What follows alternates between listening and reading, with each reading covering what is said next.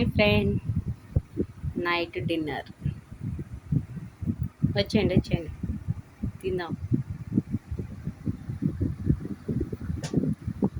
కట్టుపండు just 10 grapes, ఒకటి కీర దోసకాయ, ఒకటి క్యారెట్, ఒకటి కబూస్, 3 పెసర బోండాలు. మన ఏపిన ఉంటాయి కదా పెసర బోండాలు, అవన్నమాట.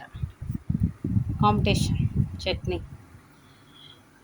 ఇది కచ్చా. Okay friend,